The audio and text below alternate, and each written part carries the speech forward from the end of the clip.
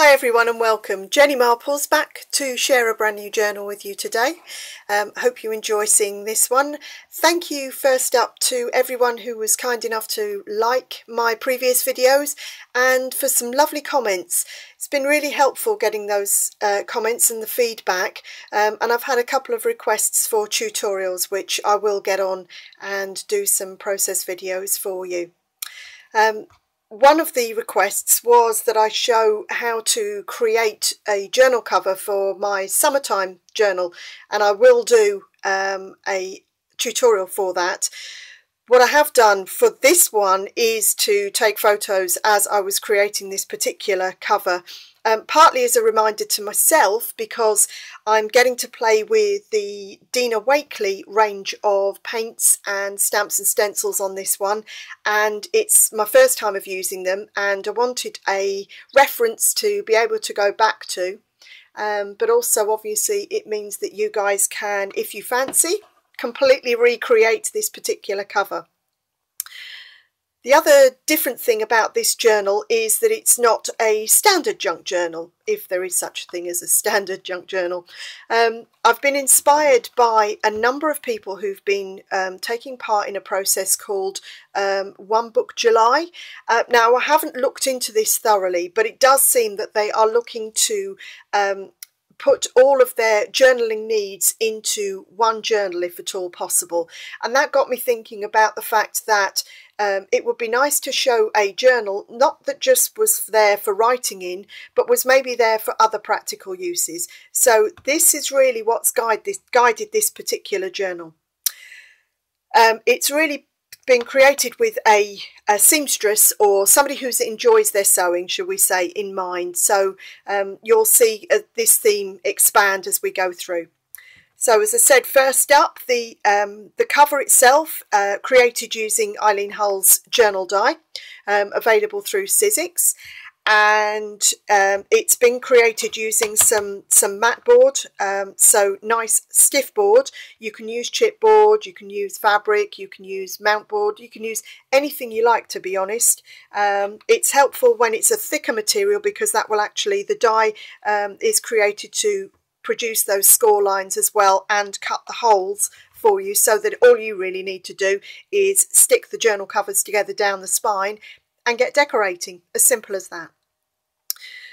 As I said, there's a lovely tutorial for you. Hope you enjoy that on my blog, pushingtherightbuttons.blogspot.com. So I'll not go into too much detail, just to say that there are a number of layers on this, and as well as adding some of the Tim Holtz memoranda paper, I've also used some vintage sewing pattern and stamped and stenciled with paint, and had a ball really.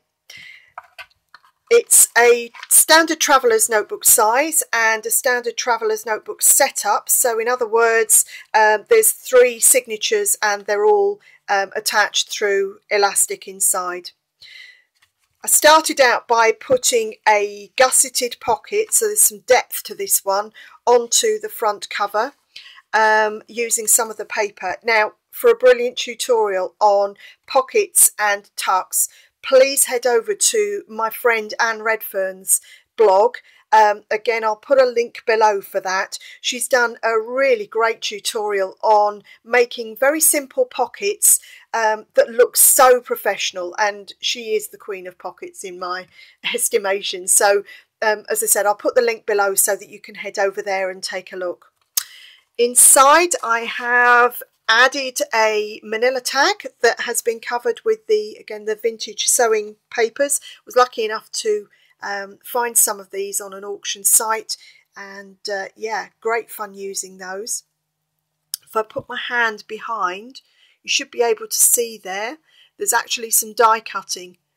That is from Eileen Hull's Word Stitchlets set. It's a Thinlet range of dies, so they should go through pretty much any machine, and the idea is to cut holes with words, and you can then actually stitch through those. In this case I've just left it blank, so that it's almost like a relief pattern on there, a bit of a hidden message.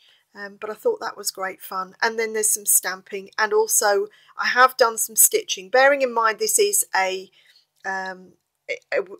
designed with a seamstress in mind. Thought it was quite appropriate to include stitching.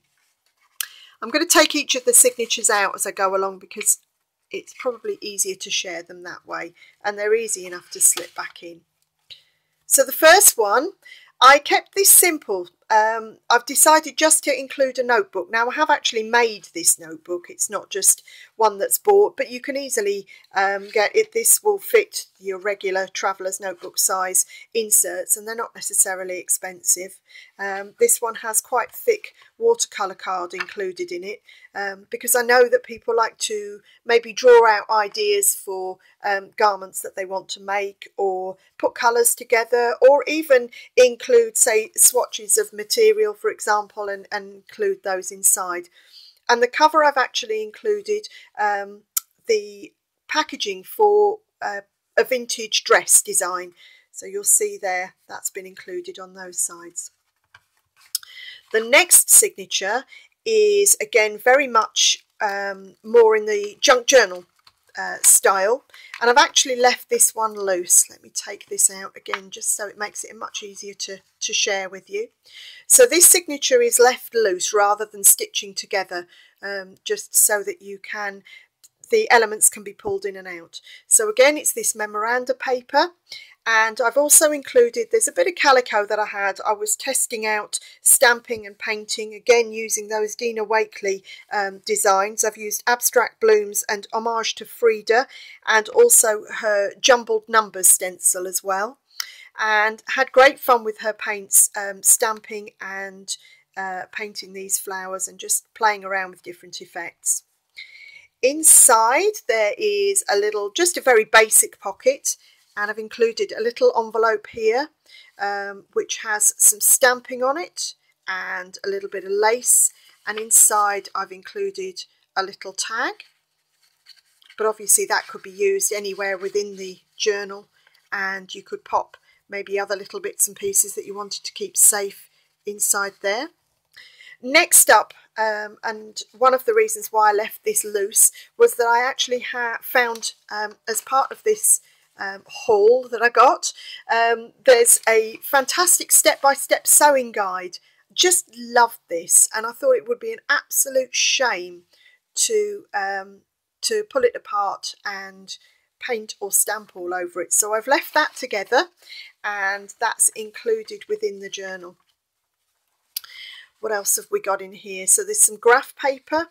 This is some which I have tea dyed, and it's always useful, isn't it, graph paper? Then there's a lovely page here which is got patterns on the front and some lined pieces on the back, and it's actually a free downloadable from another friend of mine, Astrid McLean. Again, I'll put a link to her blog in the section below.